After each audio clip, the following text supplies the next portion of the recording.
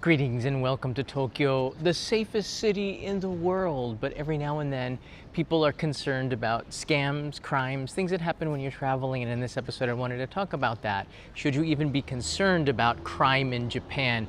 Answer: you should be concerned about crime just about anywhere because this stuff can happen. But this is one country where you probably don't have to worry about it as much compared to, I don't know, the United States. So we're going to talk about these crimes and scams tourists should watch out for when you do come to Japan. Knowing a little bit about it might save you a little bit of trouble. So let's just say that, because it's also an interesting topic to talk about here. So the first scam that we're going to get into are the nightlife scams, and this is the one that's probably the most prevalent. How you doing, everybody? Nice to see you here. These people coming into the chat. Yeah, Kabukicho may be one of the most concerning areas in all of Tokyo. It's got a reputation. It's cleaned up quite a bit over the years, but still these, well, thank you for that, Bradshaw Studio. It's nice to see you here. The drinking, spiking, and overcharging is something that I think has continued despite the Kabukicho cleanup. A lot of them are touts on the street that get you to go into a bar. You might be drunk before you even get there. You're pretty easy victim.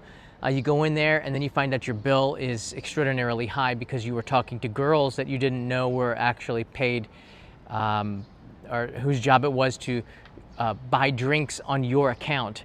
This ends up becoming a really big pain in the neck for tourists, and it's a gray area. I don't know if it's legal or not, but you want to spend a couple of days arguing with the police and a business owner about this? I don't think so. So the best thing to do is to be very wary of drinking in nightlife places. Go to places that you know about, that you've scouted out, and not go to places that you haven't heard about. Nightlife in Tokyo can be a little bit, it can be a lot of fun, but it's important to go to places that maybe you've scouted out or you know about in advance and you checked out reviews to make sure that they're okay. Honestly, I don't go out and drink much anymore. I don't know how this has changed since the pandemic ended, but I know that this is still an issue. There are hidden cover charges sometimes. As a tourist, it's hard to know, and another reason for you to do a little bit of due diligence and check before you're going in onto places with a reputation like Kabukicho, like even Ikebukuro, Shibuya, some of the back alley places. Businesses might be struggling, trying to do anything to turn a buck these days, and tourists are easy targets because you don't speak the language. Avoid touts, stick to reputable izakaya, public chain pubs, and places recommended by locals. If you don't know, again, they're the safest for you to not get in any trouble here. This is a live stream. If you have any questions on this, you can go ahead and reach out to me, and I will address this. This one is theft and pickpocketing. I was shocked by this one here. This is on the rise. This past, I think it was summer, a woman from Mongolia was caught pickpocketing tourists. So it's foreigners pickpocketing other foreigners from neighboring countries, was caught pickpocketing a tourist, an American, and the police got her because they observed her doing it. But there were reports of pickpocketing in the area from days before, so I guess they finally got her. But there are a lot of neighboring countries or other countries that are coming here, knowing that tourists are coming here, knowing that it's pretty easy going here. I mean, people are less suspecting of crime because you don't hear about crime in Japan, and these tourists these visitors are also criminals.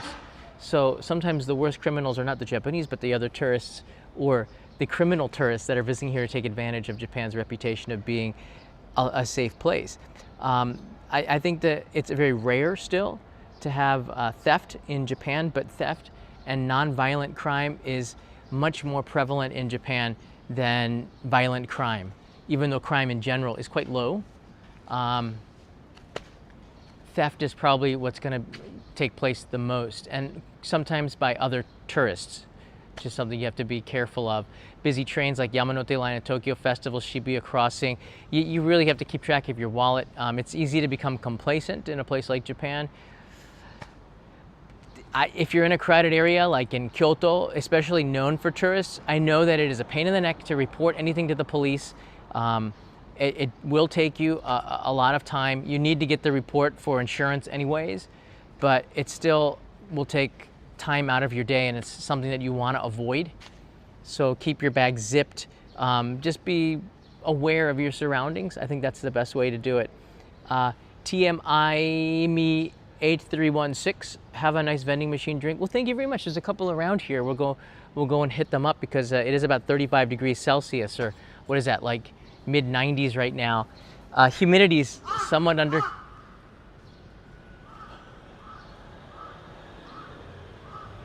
Toby, do you see that? Talk about crime. He's still there.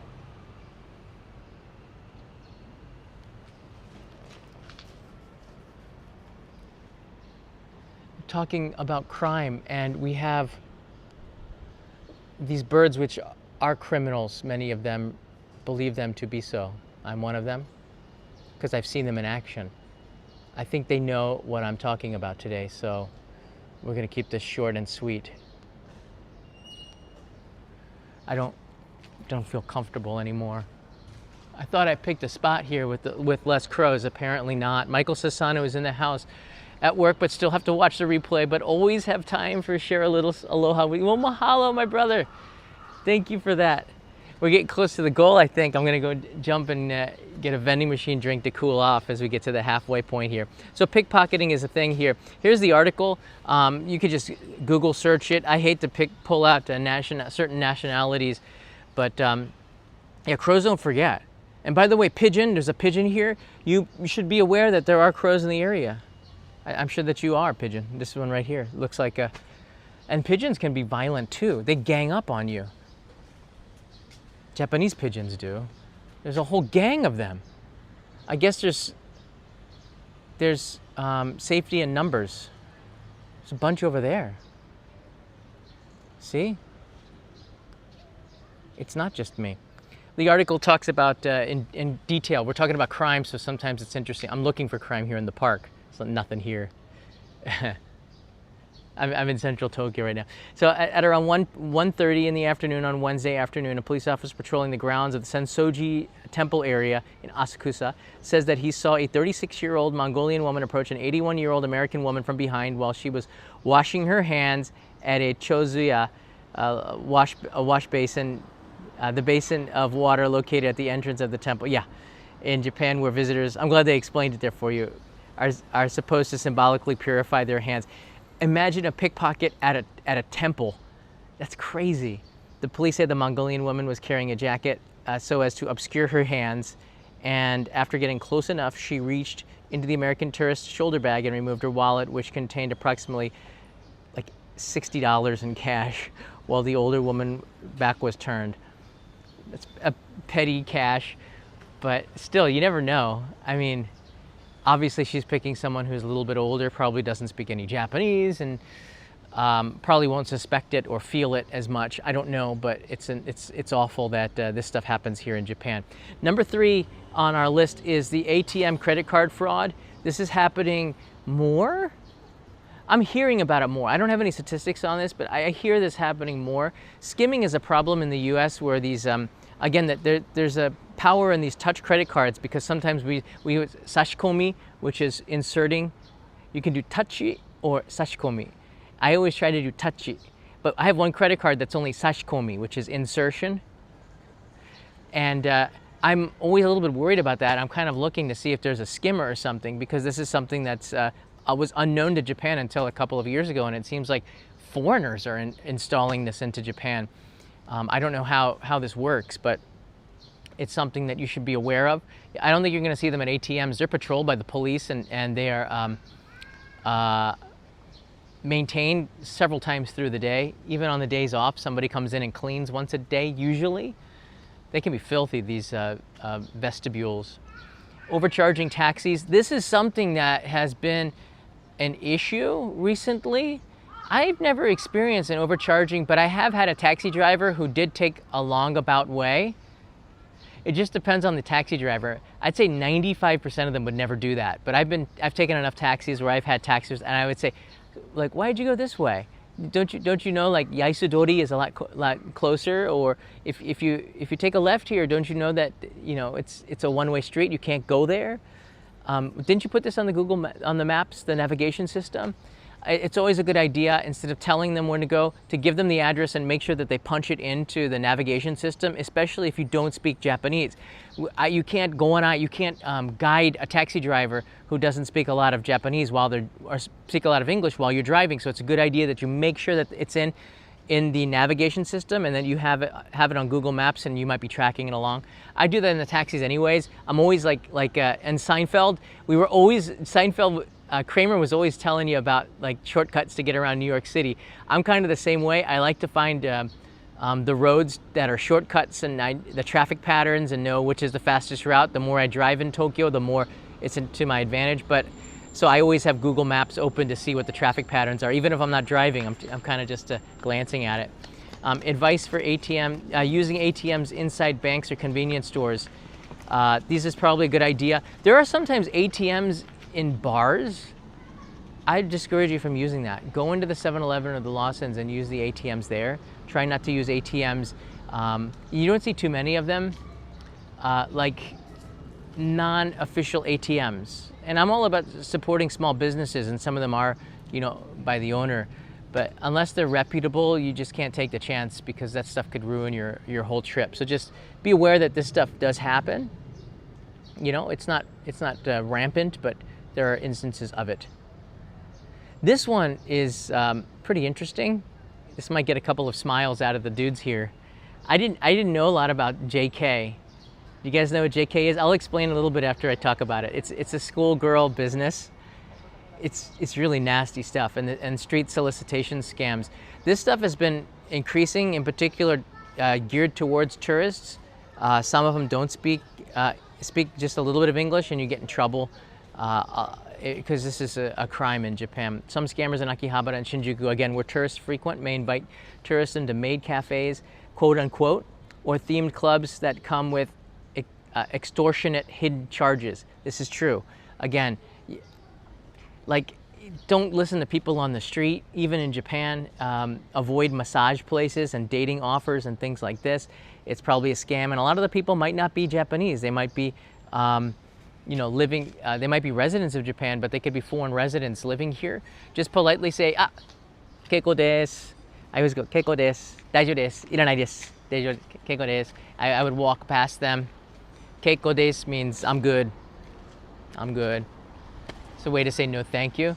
But I know that there's adventurous dudes that are gonna try this stuff, but I'm just telling you, it doesn't matter how big you are, you gotta fight off a bunch of scam artists that come at you, and you're in a place that you can't get out of unless you get your credit card out and start paying. So just be aware that these scams exist. Let me explain a little bit about JK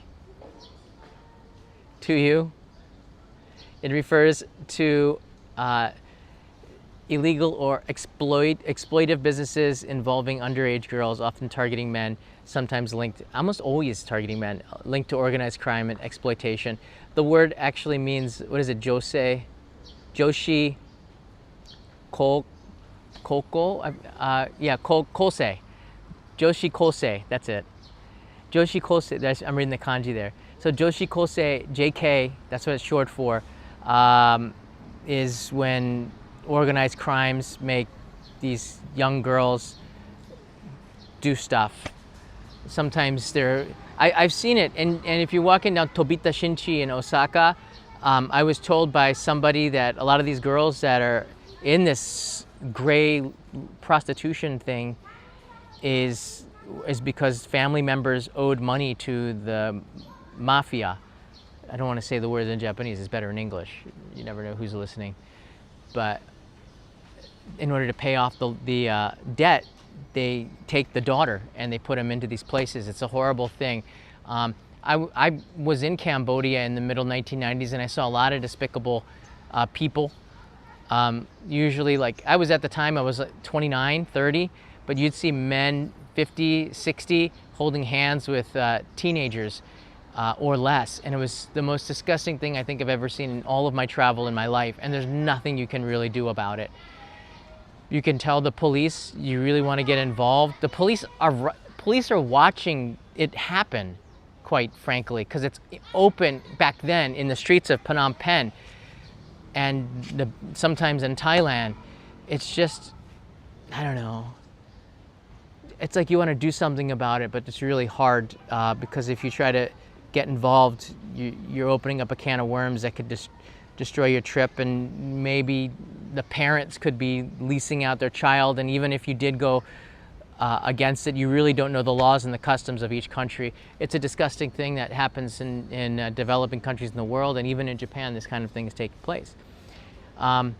Ostensibly, the massage cafes, conversation, quote unquote, services run by high school girls. Just be wary of that stuff. If somebody comes up to you, common sense. I know we all think that Japan is a safe place. 9 times out of 10, it's a scam and it's going to get you. Now, if an elementary school kid at Nara during the daytime comes and with a pole and says, "We studying English, we need ask questions for teacher," that's probably safe. Those are a lot more fun and safe. But yeah, you might have these JK. You might see them going on around Japan. There's not a lot that you can do. Other than just stay away from it and not get involved. Let me sit down here with the pigeons. Looks like a safe place from the crows underneath this tree, but we just never know what's going to happen. This is a live stream after all. Where'd the microphone go? Just make sure I got the microphone going here. All right, so we talked about that here. The next one, this one has been increasing. There's, and it's not just from the mafia here, it's from a lot of places, a lot of just crime. It's not any particular group, it's a lot of different groups where there are like fake police, or there's quote unquote intimidation to get terrorists to pay, okay? I mean, you don't speak the language. If you do get yourself into a bunch of trouble, unless there's more than 1 or 2 of you, it's really hard to get out of it. What are you going to do with the threat of violence? Even though violence is rare here in Japan, it's still pretty scary. And if you're drunk and you put yourself in a compromising position, you're absolutely going to have some issues here. There are fake police. Like if you're in a closed area, the real police aren't going to see the fake police. The fake police could come into a closed bar. You don't know if they're real or not. They could have a badge. Have you ever seen a Tokyo PD badge? You don't. I mean, how the hell are you going to know? Someone may approach asking to see your passport and wallet. You better make sure you get your. You better make sure that you get all of your, all of their. You better understand your law, your rights in Japan, which I don't know so much, but you just don't want to get in trouble in this kind of a way. So don't put yourself in a situation where this could possibly happen. Go to bars that are not reputable, that you have not researched in advance, where there aren't other people that are tourists around there. You might be, I don't know. Is the word catfished? I don't even know what that means. You might be tricked by other tourists that are in on it to go into places, and you'll say, "Is this place okay?" And the tourist, a Westerner, will go, "Yeah." And the Westerner leaves. He probably gets like 10,000 yen as a gift for luring you in, and then you get fleeced. That stuff has happened before. Criminals are very, those successful ones can get away with it for a very long time. Real police will show an ID badge. A keisatsu techo. Techo is a badge there. Ask to go to the nearest koban if unsure. So if you're not sure, don't pay them money. Don't show them the thing. You can go to the koban just to make sure. We saw what happened with Johnny Somali. It took a long time before the police arrested him. You follow what I'm saying? I mean, the guy had to commit like a bazillion crimes before they actually arrested him like a month or 2 later.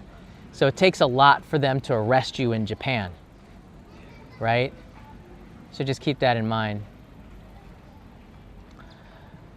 Fake police are around here. This one I think you all know about. It's not really a crime, but natural disasters and accidents do happen. It's not a crime, but foreign visitors are more likely to get in trouble with heat stroke, drunk incidences. These aren't scams or crimes, but these are problems that a tourist could encounter. Where do you go if there's an earthquake or an earthquake you can feel, but tsunami warnings come in? Follow locals. On the back of your door in the hotel room, there should be an evacuation plan, and you can politely ask the reception at the desk where the shelter is in case there's an earthquake. They'll have all of that information, and if not, it's a good refresher for them to tell you exactly what's going on. Yeah, going to dangerous places. I'm looking at the chat here. John Lopez writes, going to dangerous places is not a good idea. If you feel uncomfortable, this is why the tourist traps are not such a bad thing sometimes. I always say that you should avoid tourist traps, but it just depends on the kind of person you are, how much research that you've done. If you just want to relax and go and see Tokyo, there's nothing wrong with going to a tourist trap. And they are tourist traps because they're meant for tourists. Tsukiji Market is now, the outer market is now one of the biggest tourist traps in all of Japan. The food is priced weirdly. People waiting in line for something that down the street you could pay half the price for that might taste better. Tourists don't know what tastes good and not good. When 99% of the customers are tourists, you're not getting the best stuff, so to speak. But it's good for you to, and sometimes you might be, but still it's a tourist trap. It's geared toward tourists. When the signs are all in English, you know that you are being targeted. So targeted because you're a tourist and you can't speak Japanese. So I try to avoid those places because I live here, but you don't. So you have to make the best use of your time. I haven't been ripped off by taxis other than them getting lost, and I don't even know if it's on purpose or not, because you have to give them the benefit of the doubt that they just didn't know. A lot of the problems I had was before GPS and Navi systems were in cars, you know, where the taxi driver picked somebody up and was expecting them to guide you, and then you had no idea. They had to call the taxi office to get the directions to take you someplace, or they had to stop off at payphones. I've had that before the age of cell phones. Taxi driver would stop off at a green payphone, call, and the meter's still running. You're like, oh crap, what am I supposed to do? I'm never gonna find another taxi. I can't leave, but I can't stay. So you end up staying and paying a lot. And they didn't accept credit cards, only cash back then. So my advice to you is make sure, this is one of the more booming things, the fake taxis, especially from the airport, and the airport's cracked down on it pretty good, so we're seeing a decreasing number of these. But they have to have black or green license plates with the company logo visible. When you go in there, there is a digital meter. They usually have a TV which has commercials on it. It looks like a taxi. They usually have USB charger cables. Basically, you're getting into not what feels like a car, but what feels like a cab with services. And if you don't feel like that, then you should maybe reconsider getting into that cab and just make sure that the number plates are either black or green. Avoid bars with aggressive street touts. You don't need to go to them. There's so many restaurants, even if it's full, just go to a convenience store and have dinner in the room, and make sure you have a reservation in advance, or make sure that you go to a place that you know is available or takes reservations. It's a good idea to get reservations in popular places like Shinjuku, Asakusa. If there's a line, then you probably know it's good stuff, but those aren't the type of restaurants you know, that you'd want to sit down and have a meal and relax. Usually, if there's a line, that means they want you to eat in and eat out and get out quickly, right? Japan's number for the police is 110. We have 911, but in Japan, as like with everything, it's backwards. So in Japan, to call emergency, which is fire or ambulance, it's 119. So 911, 119. That's for fire and ambulance. For police, 110. If you ever get into a crime, I believe it's a free phone call from any of the public phone booths. If your cell phone can't do it or you can't get a Wi-Fi, you can find one of the green public phone booths and you can report crimes by just dialing 110, and it'll connect you with the police. And they should be able to find a translator, in particular in Tokyo and Osaka and Kyoto, where there are a lot of tourists. If you ever feel uncomfortable with something, you can go to a koban. Bottom line, Japan is so safe and that most crimes tourists faces are really overcharging scams or nightlife traps, not violent. And these are easily avoided using common sense and not going out and getting drunk, which is probably not much people who are watching this. If you stick to the reputable businesses and stay alert at nightlife areas, you're likely to have no issues at all. True story. It's a very true story. Yeah. I just really, this might even be worthy of an episode because I don't know a lot about it, but the JK crimes, I see there's some people in the comments talking about it. They're really illegal businesses or activities involving high school girls. Just girls that are not adults are doing criminal stuff. Sometimes they're doing it on their own for the money. A lot is mixed in child exploitation, prostitution, organized crimes, or young schoolgirls just trying to get your money. Today the phrase is shorthanded for exploitative underage related businesses which police actively monitor and crack down on. This is not something you want to get caught up in. So just stay away. If you're reading manga and anime and you think that this is kind of a normal thing, you see the schoolgirls and you want to get into this cosplay thing and you have some sort of wacky fantasy, police are probably watching you and they're probably observing this girl and they're going to pick you up and they're going to pick her up because they got you in the act. And trust me, this is not something, you don't have to trust me, because when I say that, you don't want to get caught up with the police here. I've not been a victim of I've been a victim of a crime.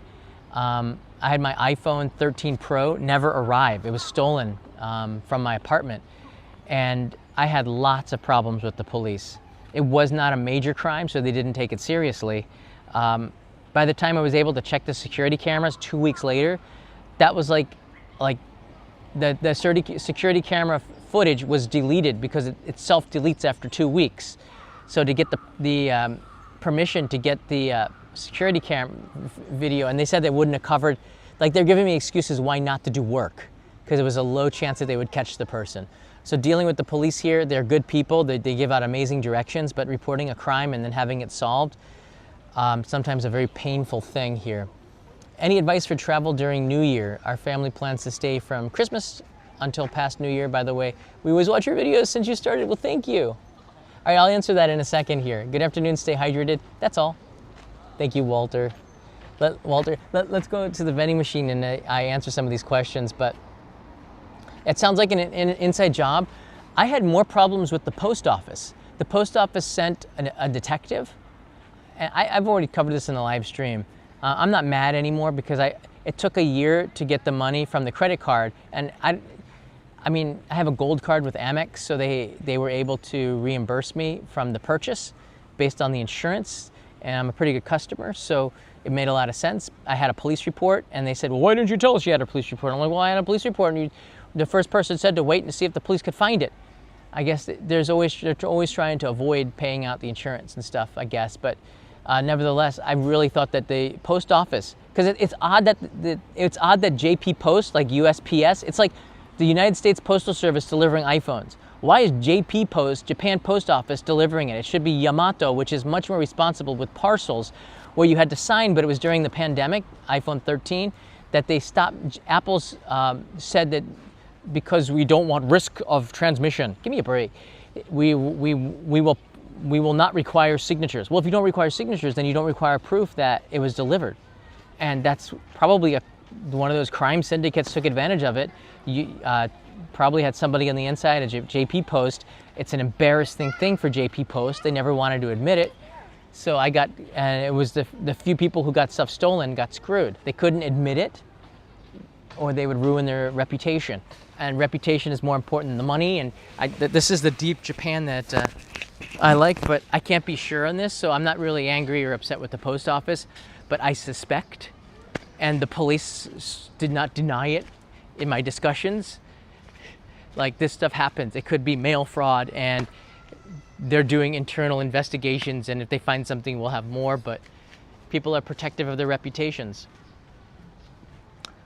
I'm not going to tell you what the Y word is. If you don't know by now, you have some big problems here.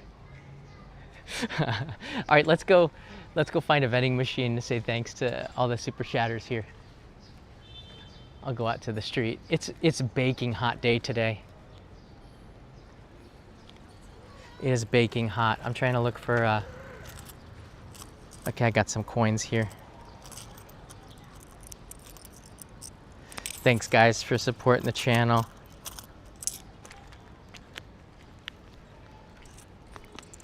There's a little girl waving at me from behind, but I'm not gonna turn the camera on her.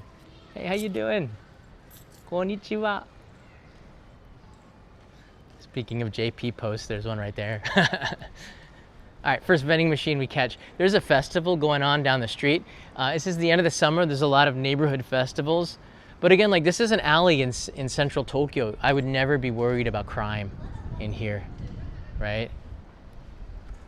See if we can find a vending machine. Even in midnight, 1 or 2 in the morning, you can walk home and probably be okay. But I think if you're a solo female traveler, you should take precautions anywhere you travel. Japan is no exception. Oh, there's a Daido across the street.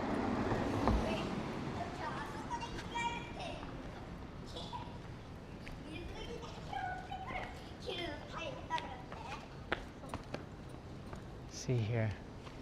They have a cool mango soda, pineapple, just cola. I like that. I wonder if that's like, if that's any good. And then they just have good old water. I almost always go for the mugi tea. Oh my goodness, that is so cheap. Daido is so much cheaper. So the mugi tea, it's the same everywhere. It's 120 yen for a 600 milliliter pet bottle. Then they have coffee here. Nothing too sparkling. Jelly, sparkling grape jelly drink. Like, I don't want to be wasteful. I'm never gonna drink that stuff here. It's like, I don't know, I would never drink that. What do you guys think?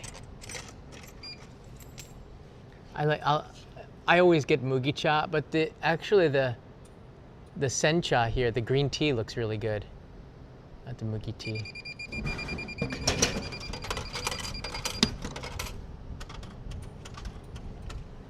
Boy, they really like to.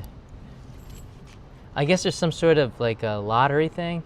I had 4444, but if you get 7777, what do you get? I don't know. You get some sort of winner chicken dinner. I don't know. Maybe it's free and they give you your money back. All right, mugi cha, which is barley tea. Itadakimasu. Oh my goodness. That really hits the spot. On a hot summer day, barley tea is the way to go. No caffeine. No caffeine in this. A lot of minerals that you need to keep the body going. No calories. It has vitamin C in there too. The barley comes from Japan and Canada. Canada, eh?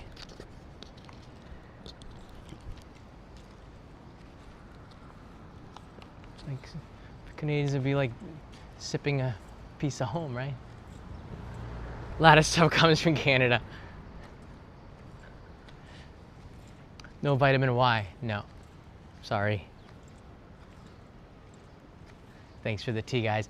This is a Hachobori. This is the neighborhood around which I live. It's a lovely place. There's a lot of residential neighborhoods, residential areas here. The police are very active patrolling the streets here. It's between Tokyo Station and Odaiba, I guess, the islands. Hey, Cobra Bebop's here. Long time no see. I shall show myself for Cobra Bebop. Arigatou gozaimasu. There's a festival down there. You see at the end of the street? It's a bunch of people. So I actually went down there and you can see there's sorry for the sound. There's a vibrant street festival going down there. The signal is not so good between the buildings. It's just a neighborhood festival. There's some beer. The beer was 300 yen. The beer was 300 yen. That's really cheap. So you get a really big nama biru for 300 yen. I don't drink alcohol, maybe my limit's like 1 day a month. And I've been missing those 1 day, so I haven't really had much alcohol. I sipped some alcohol 2 days ago for filming an episode, but I had no choice. You had to sip it. So I feel good staying away from it, but I don't go out that much. The last thing I want to point out is that you're probably right about this. Crimes committed by foreigners, crimes committed by foreign nationals is much higher than crimes committed against foreign visitors. So a lot of these people are residents, usually from I don't know, all over the place, I guess is the right way to say it. They living in Japan and they commit crimes. They're married to somebody, maybe they lost their job and they're turned to a life of crime. I don't know, but there were 21,000 reported crimes and it's on the rise. I think they found me. Oh crap. Do you see them?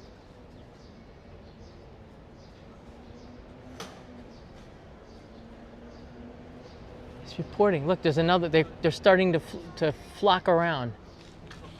See? Karasu. Karasu. There's a butterfly. It's a hot day. They have found me. They are all congregating around that spot. So I'm gonna walk in this direction underneath a tree. See, I think that there are some little kids here and they're easier prey, but that's not a nice thing to say.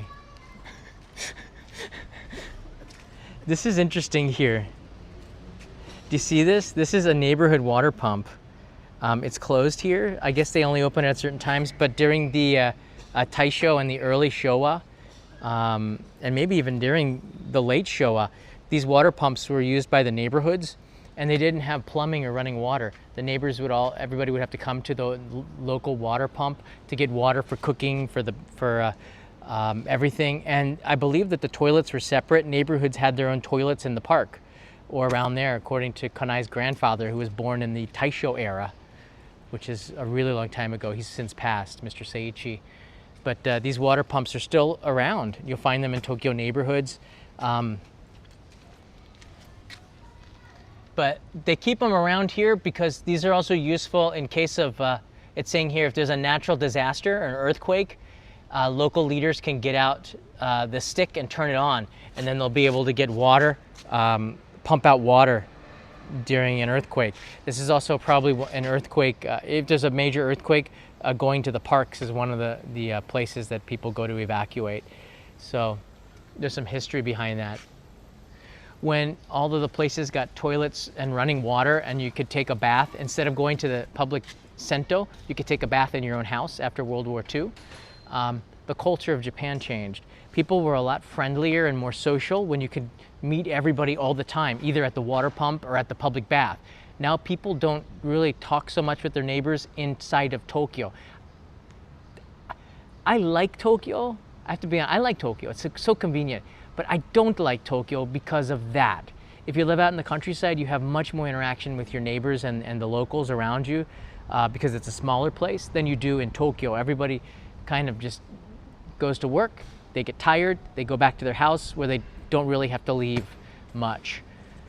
If I saw my neighbors at the public bath, I probably would talk a lot more to them, right? But I used to do that when I lived out in the countryside. It was so much easier to make friends, Japanese friends, but you would encounter them. But it's hard for expats that are living here, people that are now living in Japan from abroad, to make Japanese friends because they're busy. But if you see them at the public bath or you see them at the water pump, it's a lot easier. So the culture of Japan has changed over the last 100 years. I've only been here for a quarter of a century, but I've seen it enough and asked enough questions to know that the culture is very, very different. Also, that's a good point. When it comes to crime, Osaka has more than Tokyo per capita. I'm not sure the exact numbers, but there's a lot of crime in Osaka. Maybe there's less police. I don't know what it is, but Osaka generally has more crime than Tokyo. The last thing I think I should mention, there's no statistics. There's no particular statistics for foreign tourists reporting crimes against them. Because when you report a crime, they don't ask you your nationality. So I dug into this and there was no which nationality. They have crimes that foreigners have committed because you're not a resident of Japan. But if you report a crime in Japan, they don't mark whether you're a tourist or you're a resident or what for the statistics. So we really don't know how many crimes were committed against foreign tourists, but I'm guessing there weren't a lot. And I'm guessing more tourists committed crimes than than there were crimes that were committed against them. But you really, you don't know yet. Brandania is here. Hello, mahalo. I just got home, live stream. You just caught me, Brandy. Here's something to get dinner with. Well, thank you. Shout out to the couple that recognized me at the Okinawa Festival. Oh, I got to talk to you about that. I totally spaced and forgot to ask their names, so sorry. So thanks for watching. If you don't know, and if you met Brandy at the Okinawa Festival, get in touch with us on the Discord server or email me and I will connect you with Brandy. If they're watching. Yeah, Hawaii's got a big Okinawa festival and I'm super jealous. The food looked really good. I bet they might even have better Okinawa food in Hawaii than they do in Okinawa. I don't know. Anyways, I'll talk to you about that soon, Brandy. It's nice to see you here. All right, guys, take care. If you have any questions, leave them in the comments below. I think this is kind of good to talk about. Some people, and I made this episode based on a comment or a message I received on Instagram from somebody who said that is crime something that I should be worried about? And these are the particular crimes. So most of them are scams that happen at night, at nightclubs drinking.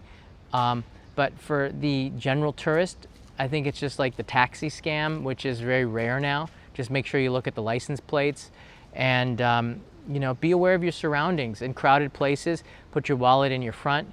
Maybe keep most of your cash in the safe. Maybe carry a copy of your passport and your visa with you, or separate the copies of your passport with your passport. Make sure you have a copy of it at the hotel or something. If you lose your passport, you're going to need that copy. So make sure you just are aware of your surroundings in anywhere that you travel. It's not just Japan; it's everywhere. In particular, Japan, because it's very easy to get complacent and not even worry about it. But you should, just a little bit, just a little bit. Petty stuff, right? Petty stuff, pickpocket. Like your sunglasses might go missing because a young kid thought that it was cool and they kind of plucked it from you. It might be a teenager. And it's hard to prove that they were your sunglasses. Your name's not written on it. They might have just found it. But you'll be surprised quite often, even an umbrella or something will be returned to the police. So as long as you make a police report, give them a contact number and describe what you lost, the police will contact you if it's found. And quite honestly, I'm astounded at the amount of times I've called the police and they've been able to return items to me. Like, I remember I left my drone behind in Iwakuni in Yamaguchi Prefecture, southwest of Hiroshima. And I was freaking out because that was like a $3,000 drone, right? This is the first Mavic 1 in 2017. So drones were not easy to get. And it took me about 3 hours, but I reported it to the police and somebody had found it. I had to go and pick it up at the Iwakuni Central Police Department. The police department slid me a piece of paper with the name of the person that that found the drone and returned it. And I sent them a letter in English saying thank you. And I got their address. And when I got to Hokkaido, I sent them a gift from Wakanai, from the very north of Japan, to say thank you for returning my drone. There's a good karma from this kind of thing, and I like that. So if somebody does return something of yours that has value, they most often don't want cash, but they'll leave their name and number or their name, and if you want to say thank you, it's up to you. But I always do, because it's just karma. Because what goes around comes around. You treat people nice and people will treat you nice. And that was a really, oh my goodness, I was so relieved when you can see it in the documentary I made on my hitchhiking trip in 2017, but that was one instance where, you know, if you lose something in Japan of value, there's a high percentage that'll be returned, but there's also a percentage now that's increasing that a foreign tourist will find it, and finders, keepers, losers, weepers takes place in that situation, so you might not get it back. Being in possession of stolen property in itself is a crime. Japanese will return it because it's probably somebody saw them pick it up and it's the right thing to do. If they find cash, they'll return to the police department, and I believe the police ask you to give 10% of the cash found as a reward. But it's really up to the person. So if somebody finds like 20,000 yen, it's a good idea to give them like 2,000 yen as a reward. So often people will ask for this, but yeah, I left my Mavic 1. I had so many bags when I was hitchhiking. I was gonna do a drone shot, but because there was a place I could fly it in 2017, you can't anymore. And I did, I flew the drone. And as I was putting it away, I got distracted and I left the drone there. I went to go film some street food. When I came back, it was gone. It wasn't stolen, somebody found it and then took it to the police. Sometimes people will just leave it. If you drop a glove or something on the ground, they'll take it and they'll put it like on the tree that near there, so it would be easier for you to spot. So if you retrace to look for a shoe or, I don't know, like something that was in your bag that fell, like a glove, you'll see gloves sometimes on poles and stuff. It's something that they found and they put it there, so if you go back and walk, you'll be able to refine something that you dropped. People are thinking about other people here, and I like that. It's kind of a vibe, feel the force around you and be nice and be hospitable to the people around you. Even if it's a silent hospitality, it's something that I like about Japan, so safe here. All right, guys, take care. I'll see you in another live stream. Yeah, the hitchhike video series. A lot of those live streams from my hitchhiking days are on this channel. Just go into the Only in Japan Go, then change the live streams to oldest first. And all of them in the oldest first are my hitchhiking video live streams. That's when I started this channel. When I was hitchhiking through Kumamoto, through Kagoshima, Kumamoto, and going up towards Hokkaido. And there's about, I think there's about like 15 live streams from the road. All right, guys, mata ne. Thanks for watching. And be careful. Crime can happen anytime to anyone. Don't let it be you. There's things that you can do. Protect yourself. Including knowing karate and crane kicks. Could come in handy. Never know. Mata ne. Thank you. Don't call me Anthony. 21 months. Appreciate it.